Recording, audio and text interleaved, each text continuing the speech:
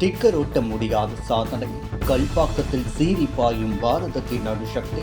தமிழகத்திற்கு மோடி கொடுத்த mega gift. தமிழகத்தின் தலைநகரம் சென்னைக்கு அருகே இருக்கும் கல்பாக்கம் இன்று உலகத்தையே திரும்பி பார்க்க வைத்துள்ளது. பாரத பிரதமர் நரேந்திர மோடியின் தலைமையிலான அரசு இந்தியாவின் அணுசக்தி பயணத்தில் ஒரு மிக முக்கியமான இரண்டாவது கட்டத்தை வெற்றிகரமாக எட்டி பிடித்துள்ளது.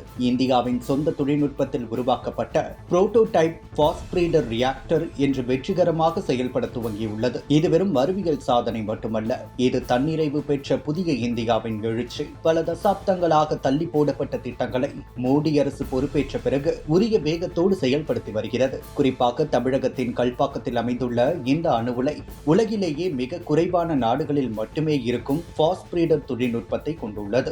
இந்த உலையின் சிறப்பு என்ன தெரியுமா? இதுதான் பயன்படுத்தும் எரிபொருளை விட அதிக எரிபொருளை உற்பத்தி செய்யும் திறன் கொண்டது. அதாவது எரிபொருளை சேமித்துக் கொண்டே மின்சாரம் தயாரிக்கும் ஒரு நவீன மாயாஜாலம் இது. நமது விஞ்ஞானிகள் மற்றும் பொறியாளர்களின் இந்த அசுர உழைப்பிற்கு பின்னால் பிரதமரின் மேக் இன் இந்தியா கனவு நிஜமாகியுள்ளது. இந்த இரண்டாம் கட்ட வெற்றி என்பது இந்தியாவின் அணுசக்தி திட்டத்தில் மூன்றாம் கட்டத்தை நோக்கிய ஒரு மிகப்பெரிய பாய்ச்சல். இந்தியாவில் அபரிமிதமான தோரியம் இருப்பு உள்ளது.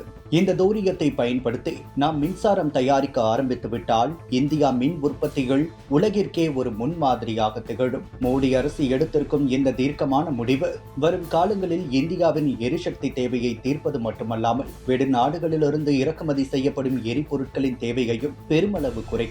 இதுவே உண்மையான தற்சார்பு இந்தியா. கடந்த காலங்களில் தமிழகத்திற்கு தேவையான மின்சார தேவையை பூர்த்தி செய்ய மத்திய அரசு தவறிவிட்டதாக பொய்யான பரப்புரைகள் செய்யப்பட்டன. ஆனால் இன்று கல்பாக்கத்தில் நடந்திருக்கும் இந்த சாதனை தமிழக இந்தியாவின் அணுசக்தி மையமாக மாறியுள்ளது. சென்னை மற்றும் அதனை சுற்றியுள்ள தொழில்துறை வளர்ச்சிக்கு இந்த அணுமின் நிலையம் ஒரு மிகப்பெரிய ஊக்கியமாக அமைந்துள்ளது. பிரதமர் மோடி அவர்கள் தமிழகத்தின் மீது வைத்துள்ள தனிப்பட்ட அக்கறைக்கும் தமிழகத்தின் அறிவியல் திறமைக்கு அவர் அளிக்கும் அங்கீகாரத்திற்கும் இதுவே ஒரு சிறந்த உதாரணம்.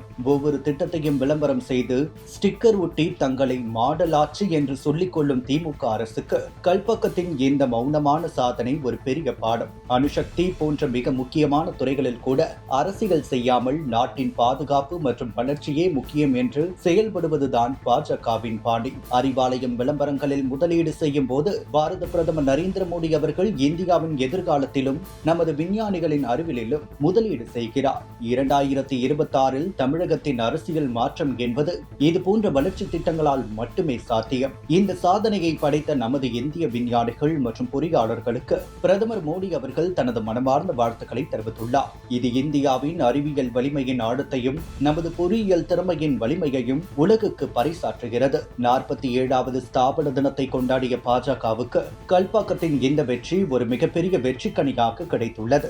அண்ணாமலை அவர்களின் தலைமையில் தமிழகத்தில் தாமரை மலரும் போது இது போன்ற இன்னும் பல பிரம்மாண்ட திட்டங்கள் தமிழகத்தில் ஒவ்வொரு மாவட்டத்திலும் உருவாகும் என்பது உறுதி. கல்பாக்கம் இன்று உலக வரைபடத்தில் ஜொலிக்கிறது.